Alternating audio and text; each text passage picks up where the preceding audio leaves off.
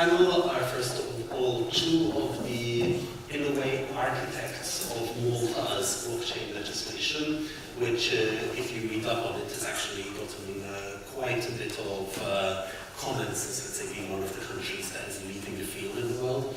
And we also have John from the Open University to give us a bit of an institutional perspective on these issues.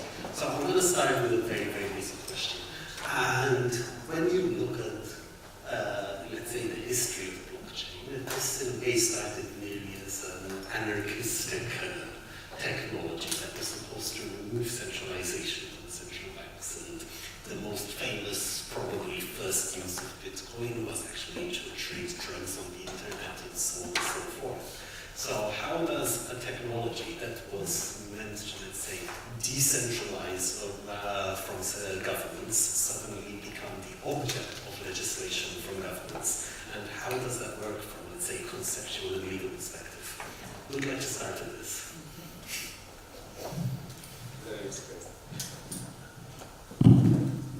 Okay, let me start with the premise that blockchain to a certain extent is an old technology, because it's a mesh of different technologies altogether. Conceptually, however, and even through its evolution, you have, yes, decentralization, disintermediation, and to a certain extent, it's not that trust is fading. You have trust, which is decentralized, it is imbued in the platform itself. So those are novel things. You might ask me, why did you regulate? And myself and Abdalla have been answering this question for the past. We're not actually regulating to a certain extent. We hate to use the word regulate. We are catering for an environment which, for the time being, is a little bit opaque. So when something is opaque and you want to have innovation, you want to have uptake on a technology which is foundation in nature, you need to intervene. So you intervene by putting certain principles which are flexible, which as much as possible are aimed at a very much forward-looking approach. So they are pretty much neutral in their application, and put them into practice. So for example, if you have smart contracts, and smart contracts are going to be one of the main machines behind the trust of any DLT blockchain application, you make sure that smart contract, if it does not fall exactly within a particular legal criteria, legal parameter, you define it. If there are certain things which, for example, make smart contracts as code not secure, not safe, and not equivalent to what we have right now, you make sure that at least you have that equivalence. And you make sure that it is a safe vehicle for where we want to go in the future. So that's predominantly what's led us to intervene on principles rather than regulate here. But if we're talking about that this is something desirable to promote, why would the government find this as something desirable to promote from your perspectives? Can you elaborate? If I understood properly, you're saying that the idea of the blockchain population is actually to create an environment where blockchain technology can thrive. So, from a government perspective, why would you actually want this to thrive? Why is creating this ecosystem a good thing? It's all about stimulating economic growth, really. I mean, the creation of new sectors, new markets, finding a mechanism to also expand into other areas. And this, the reason why what Malta is doing is really unique is that if you think about it, even the name of the authority is the Malta Digital Innovation Authority. And the idea was to regulate or certify technology arrangements and structures, starting from DLT, which is the main umbrella under which blockchain is one type of architecture, but there are many other versions or incarnations of DLT that's not necessarily blockchain. But with a longer-term vision to even regulate a little bit more abstract concepts such as AI and IoT. But if we think about our life at the moment, everything is tech-driven, from edutech to medtech to health tech to fintech to regtech. Technology has become at the core of almost everything. However, there's never been authorities that are government-led that actually look at the build of the technology itself. There's been brilliant entities that are agencies for IT, like in Malta. Here we have MITA, the Malta Information Technology Agency, which has been doing a brilliant job at keeping and building the Maltese IT infrastructure. But when we talk about NDIA, it's an entity that will look actually at systems and architectures, whether they are scalable, whether they are secure, whether there's potential for them to host a different type of application. And the difference here is that we did not start by regulating the application. We said, let's look at the technology. And if the technology is fit and you want to build an application on that technology, then you get passed on to the relevant regulators. So we look at the technology first. If your application is then financial, you get passed to the Financial Services Authority, which has been doing the regulatory process for financial instruments, financial securities for so many years. If there are any particularities that are attached to the technology, in the case of DLT and exchanges and decentralized exchanges, there need to be some tweaks in the law. And that's why with the bills that are being passed now for the enactment of the Malta Digital Innovation Authority and the Technology Arrangement and Structures Bill, there's also a bill called the VFA, the Virtual Financial Assets Bill, which actually defines virtual financial assets. It makes a distinction between utility tokens, security tokens, and financial instruments, which helps the regulator also put the new products that we've never seen before in the right bracket. But coming back to the actual essence of the question and stimulating economic growth, I mean, we're noticing it already. Coming to, let's say, the financial application of blockchain being cryptocurrency, it's been operating in a bit of a wild, wild west scenario for almost now 10 years. And there hasn't been entity that have regulated that properly.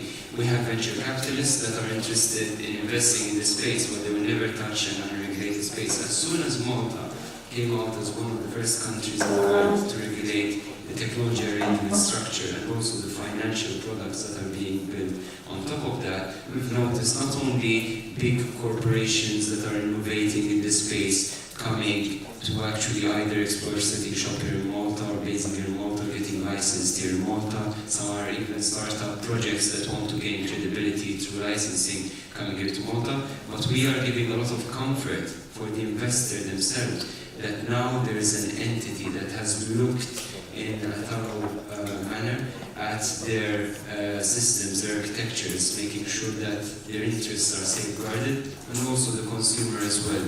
So it is actually an economic reason, but also it's a security reason. We need to make sure that a lot of the products out there are suitable for public consumption, and the government has that responsibility towards the public. Okay, if we look at, let's say, one of the applications, maybe I'll jump in first of all. One of the keywords at every conference at the moment, no matter what it is of course the GDPR. And educational institutions around Europe are supposedly in panic mode trying to comply with the GDPR. For those of you that don't know it yet, this is the EU's General Data Protection Regulation, which kicks in 2025, I think. And essentially, this will introduce, let's say, some new rules on privacy and possibly the way once and for all data control uses.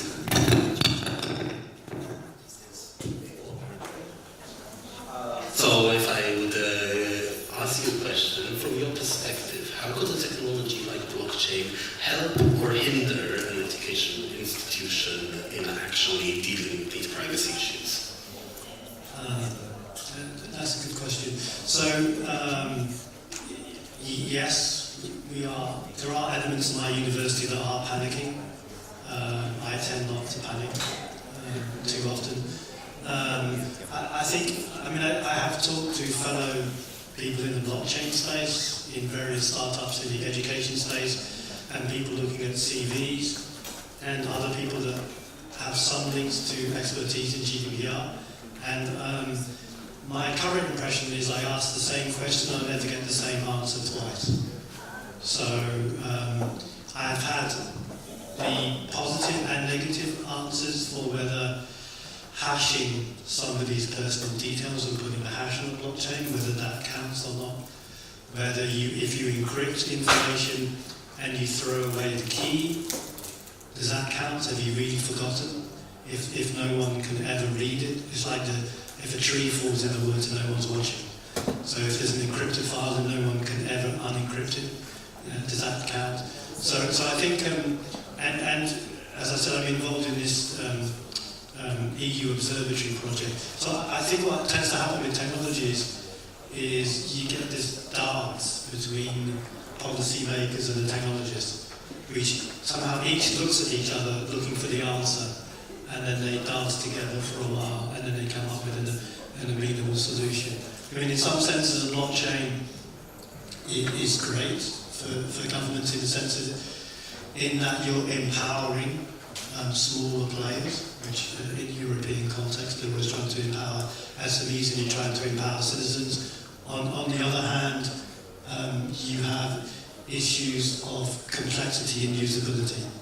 So within the educational application we've been building, we've sometimes had to think about compromising the core principles around the blockchain, that everyone is a user, everyone has control because of usability, and the fact that the software isn't really usable by your average user. So then you say, okay, if it's not usable by them, we'll do some of the work for them, and then you're taking control away. So at the moment I see it's all a bit grey, and it will get less grey and less foggy as time goes on. So by nodding, we can see you wanted to add something on this. I tend to agree on the technology side, particularly when you have the cross-section between technology, law, and innovation. However, certain answers are not in the GDPR per se, but already existing. So what is, for example, when it comes to encryption, when you do anonymization, what is anonymization? You have an Article 29 Working Party guideline on that, I believe it's 2014. So anonymization is when you can't bring the data back to its original format, its personal data.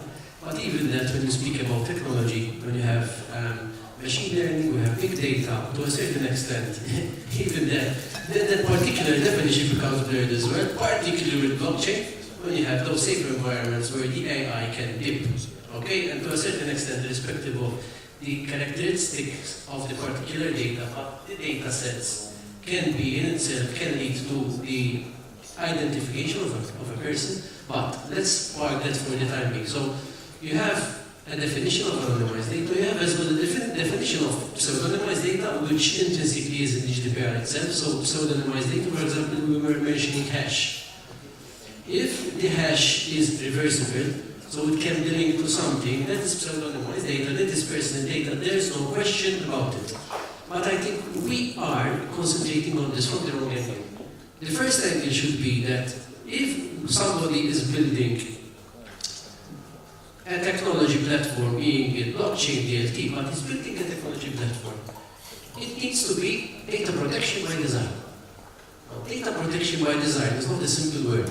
Data protection by design would mean that intrinsically before anybody rolls out this blockchain, this platform, it needs to encompass, it needs to literally have at heart, yes, data sovereignty, because the individual is sovereign.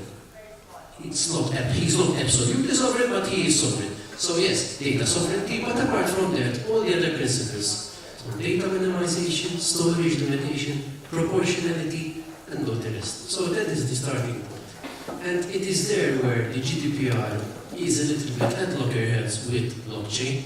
It's not because it's a piece of regulation which is bad, but it's because it's a piece of regulation which is meant to be technology neutral, but it's technology neutral when applied to a particular service. It's easy, I was speaking about this morning, to say I have a technology neutral legislation when you're regulating services. Very easy, because you're regulating the services, so irrespective of the technology, this should be the outcome. But when you have a technology which is a service in itself, which intrinsically does not have, for example, the silo elements, which the GDPR wants to eradicate, which intrinsically has a different element of trust where the information needs to rely on the blockchain for there to be trust, there, conceptually, GDPR as a piece of legislation, even though it is meant to be technology neutral, is a little bit at loggerheads, even with the purpose, the intrinsic purpose of blockchain. However, as much as the data subject is not totally sovereign, he can manage better his rights. And intrinsically, GDPR and blockchain both aim to achieve that result. They give more sovereignty, manageability of sovereignty to the individual. However, data protection is not an absolute right. It's not an absolute right. It's only the right of life which is an absolute right. So that right has to live with other rights. That right has to live as well with other instances which are even pushed by the European Commission. So we have data protection, free movement of data. The European Commission also wants innovation. That is another very important thing. And there needs to be a balance even between the two. Something else. Whereas in consumer legislation you have that no consumer can waive consumer rights, and it is specifically written in consumer legislation. So even if you have a consumer contract and you put in bold that the guy is waiving the rights, he's reading it as in bold, irrespective of what you put, that is deemed to be null ab initio, because the law does not allow it. That is not found in the GDPR. So to a certain extent, if the individual should be sovereign, he should be sovereign as well on the method he uses to make sure that he manages his data, his sovereignty properly. And I think there is the correct intersection which technology people, legal people, and even regulators, because you need to teach the regulators about the principles of blockchain. It is that particular intersection which becomes very, very interesting when we apply blockchain coupled with the principles of data protection. Okay, so we've come across a lot of different parts here. So I'm trying to decide which part to start. Let's go for here. We were talking about data sovereignty and the need to work with regulators and so on. But if we're actually going to talk about users being sovereign over their own data, in your opinion, are we as users actually ready to take on that responsibility? Do we understand it? Do we have the competence? And what do we need to do to actually teach users about data sovereignty? Up until today, we've basically all assumed that, listen, the price of digital is that we give away some of our privacy, and that's really become an assumption. So how do we actually move forward now and change this and actually allow educated decisions on our data? Whoever would like to go? Yes. No, I think you're right. I mean, basically I'm the technologist here, and every time I listen to Ian, I learn quite a lot about the law and GDPR. And as a technologist, I found it very difficult to wrap my mind around, especially that my main core competence is AI, machine learning, and building systems that try to learn as much as possible from large data sets, performance, site analysis, pattern recognition, and the like, to create systems that would learn from that data and take some form of informed decision. But that's speaking about machine. Your question is more towards humans. And humans, even from an AI perspective, not only we are irrational, but we're predictably irrational most of the time. And even though I personally believe that one should have some form of kind of element of control or custody over their own data, you are absolutely right in assuming that maybe people do not understand the extent of that responsibility or the extent of that power that they have. They might underestimate it to the extent that they will give away that kind of power that they have. And for that reason, education might be one of the most important elements that should be part of this education. Okay, actually, I think now really is a try a use case to take discussion forward a little bit. We've been talking about credentials today, and there are a number of different ways and uses you can think of credentials in blockchain. One is the very, very self-sovereign way, where simply enough you should be able to get a credential, you should keep it in your personal wallet, only a hash of it should be stored on the blockchain, and that it's up to you to share it with individuals on an as-needed basis. Another viewpoint of this is that this is actually in the public interest, that everybody knows knows who has been awarded which degree, for example. A third way of looking at it is saying that, listen, this is actually a public good from an AI perspective, and that if you mine that data, you can get insights that would actually help students and that would help develop education systems. So, from your various perspectives, we're the university person, the technologist, how would you actually deal with such an issue from a technology, policy, legal perspective? So I'm going to do the usual academic thing of not answering the question, but rewriting my own and answering that one. So I don't think it's really possible to answer your question right now, but I think what we need to do is we really need to reshape our governing and social structures to take into account these new technologies, especially data and blockchain. So I think that the structures that we have today are not fit for purpose. And I don't really think about education and credentials on their own, but I think more, so at the Open University, as I said in my talk, our mission statement, if you read it, is that we're for social justice. And I see a number of people in the blockchain community, but also in the data science community, thinking about what does social justice mean in this new technological world. So I was recently at a workshop at the Alan Turing Institute, which is a big data science institute in the UK, and the title of the workshop was Thin Files and the Data Poor.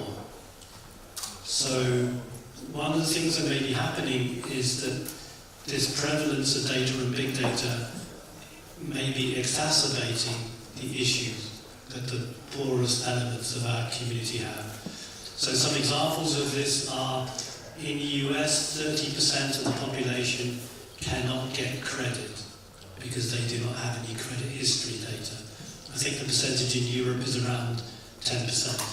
We see at the Open University people that have no data around education or credentials, so they can't move on the ladder. I don't know if you read the papers here.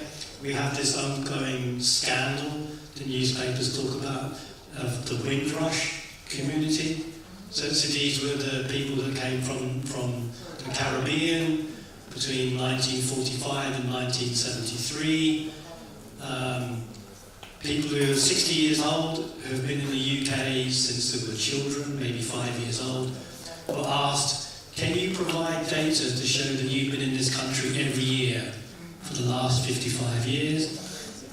The government hopefully burned some of the data in the forms of their landing passes. So the landing passes from the boat, which would have helped prove that they came legally, were burnt by the government. So that's another example of a community that's being hindered by the lack of data. And if you look at the stories of these types of people in the community, they're also the community that has the least access to technology and may not have the best education. So then we should rethink in terms of our social services. Okay, how do we fit social services to a world where you're going to have people that have a lack of data? One of the things that I've seen advocated is to have community data advocates. So, now I'm getting right, I finally answered your question. So, rather than thinking of this dichotomy, it's the university, it's the government, or it's the individual that has to hold the data, and then you have the power structures in between. You can think about it being community-led. So then you have, rather than somebody who may not have the ability for whatever reason to handle their blockchain wallet, they have a community who's on their side. So their governments, with all due respect to everyone in the room, are not always, in my experience, on the actual side of the citizen. I mean, in the Windrush case, they threw out over 60 people. So having a community advocate that fights for you and looks after your blockchain data meditation, I think is the way to go. Okay, I'll move this question on to Abdalla. On basically this distinction, I mean, when we're talking about right privacy and right data on one hand, on the other hand, you've got the benefits and dangers of AI. And how do you actually reconcile this? How can we maintain our right to privacy while maintaining the advantages of big data? At least for a beginner, these seem like total opposites. Actually, that's a very good question, and I think that's where you need to strike a really good balance from a regulatory standpoint, from product development standpoint, and also from a policy making standpoint. I mentioned, for example, what's happening here in Malta and the enactment of a digital innovation authority that will eventually, on the longer term, look at issues like AI, is for exactly what you just asked, because there needs to be some form of formalized guidelines, there need to be some form of policies, and there need to be some parts of the law that will cater for elements of data usage, data acquisition, filtration, processing, and then them to be used as some form of AI or machine learning system.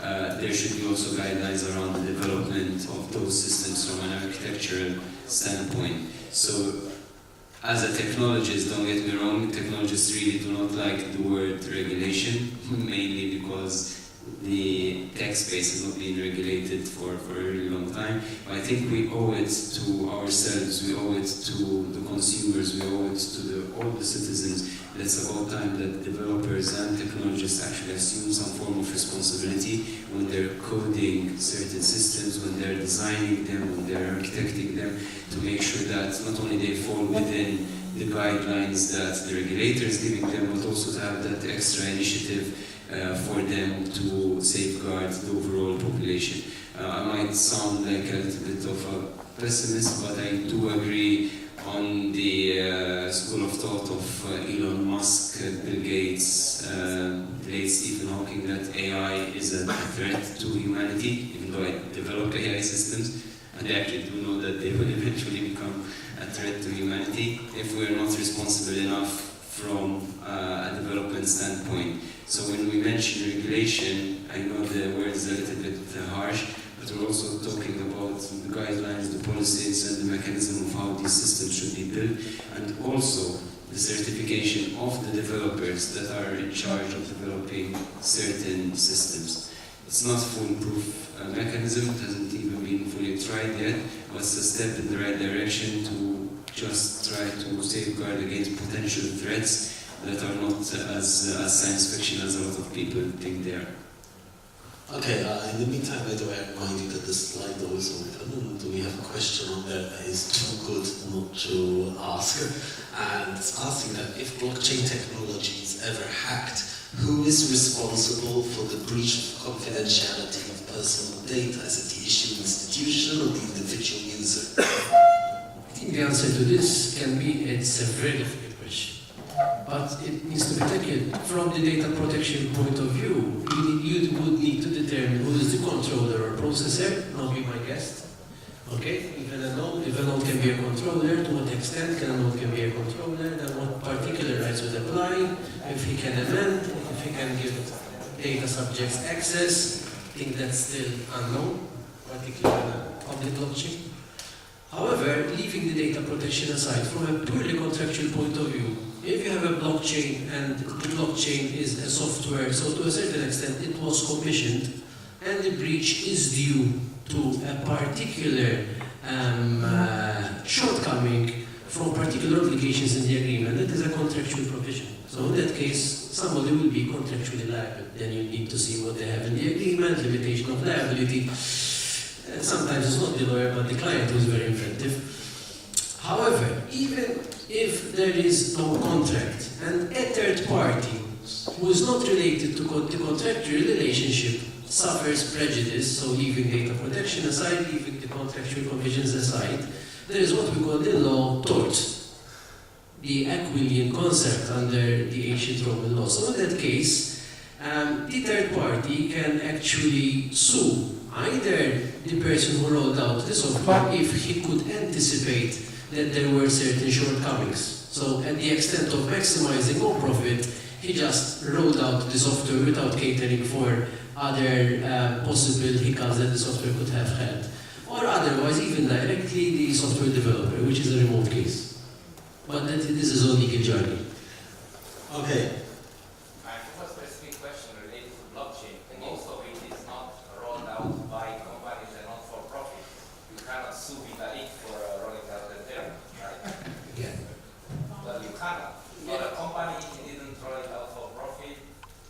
still liable for tort. He's still liable for tort. He's lucky that in 2016, nobody sued him. He's still lucky that in 2016, even though he masked the whole procedure as ethics and indirectly showed the whole world that blockchain is not immutable because it is mutable when you fork, and to a certain extent it is not decentralized when a decision should be taken because the decision was centralized, not decentralized. He is very lucky that nobody sued him. Because quite honestly, as a lawyer, even though a humble lawyer, I see a lot of grounds for suing. Okay.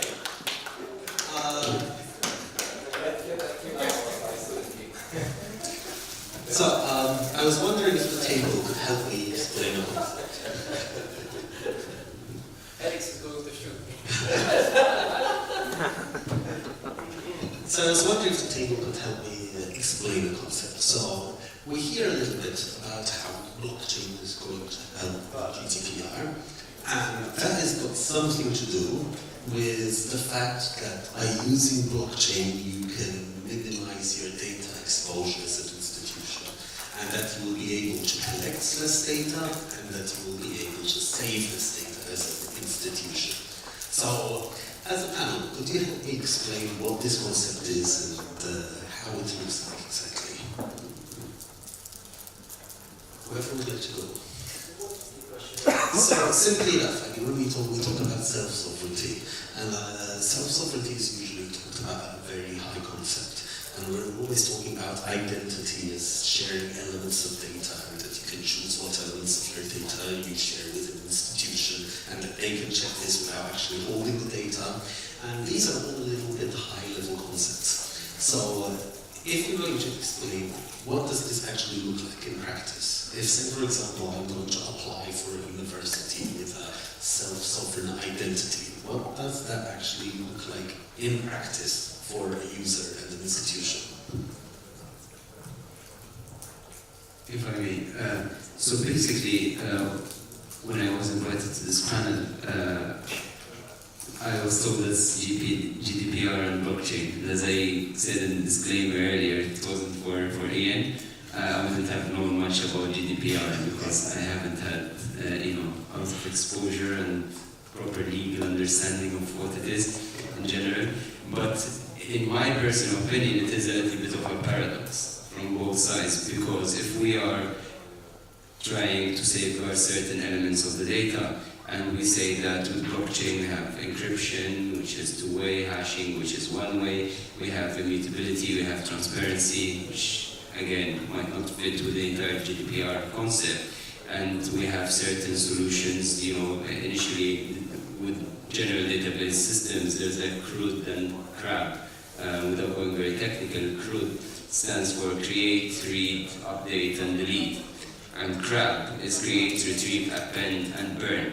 So CRAB is the closer blockchain solution for GDPR in the sense that you can actually burn, and when you say burn, it's just trying to destroy the keys, which technically means that you haven't deleted the data, which makes someone like me ask why would we even use blockchain if GDPR is an issue. And I understand that even in previous panels here, a lot of solutions have been discussed, a lot of hybrid approaches, but if we're going to have certain elements of the data off-chain and the rest is on-chain with the current architectures that we have, there is an actual paradox, because do we need to do it or do we not need to do it? Which parts of the data should be on the blockchain? And if the personal data is not on blockchain, then how can you use it for a KYC process where you're revealing different attestations of your identity to a bank, to open a bank account for you seamlessly? That has to be on the blockchain, but if it's on the blockchain, it's not compliant with GDPR, etc. So I personally, my answer to you is I don't know. And I would love for my fellow panelists if they have some way to actually answer me as well and dedicate and drink on. So let me answer a different question as usual. So I see this as a general trend in that as technologies come and go, there may be a tendency for institutions to own those technologies until they become mainstream, and then you let go and you no longer do that because it becomes a mainstream.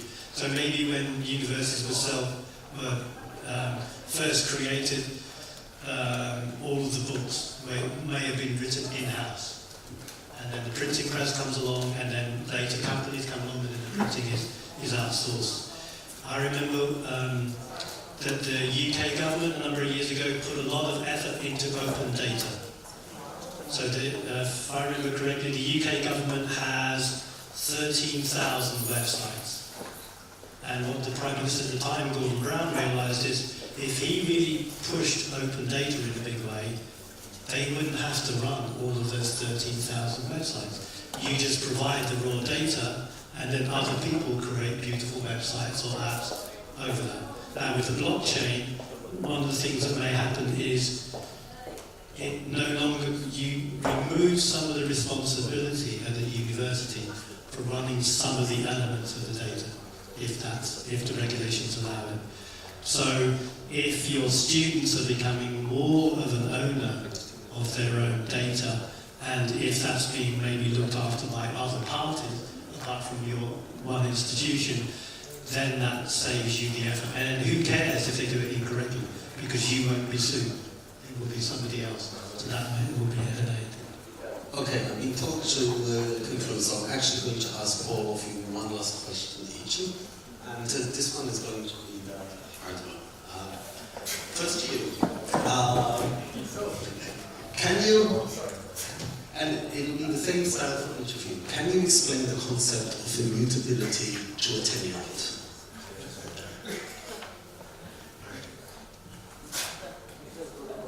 I've just become a dad recently, so I still have 10 years to think about this answer.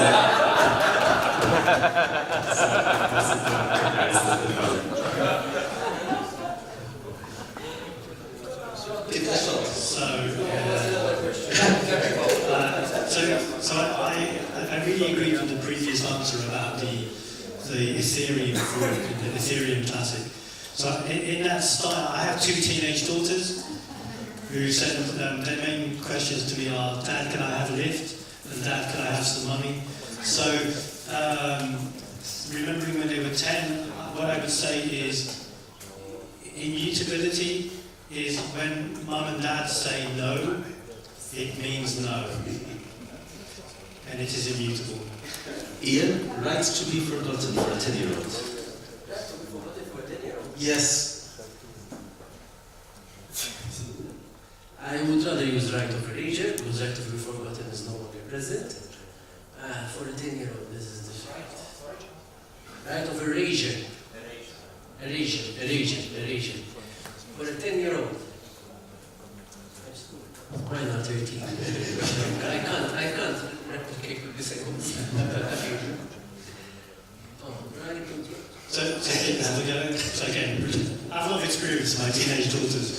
So it would be, imagine if when you did something that was naughty, and Mum and Dad never forgot that, ever.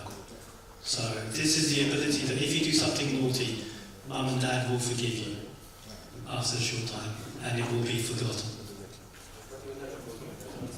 Okay, here's my last one, guys, whoever wants to go for it. Anonymization for a 10-year-old.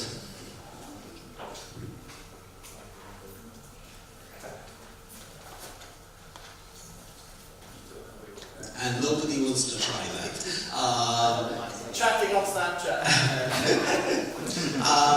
The reason I'm asking, and let's say I think the conclusion I'm going to try and draw from the panel, first of all, is GDPR, blockchain, AI are just opening an entire kettle of worms of concepts we are just beginning to understand.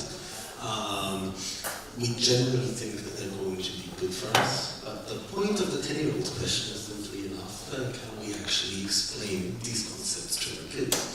And it seems that a panel of experts who are still struggling to do this. And so I guess the conclusion of it would be that actually we need to work on this to actually improve public knowledge, find ways to explain it to the public, and probably the empowerment that's going to come out of this is actually going to be moving into the legal level, to be able to actually move into, let's say, regular conversation.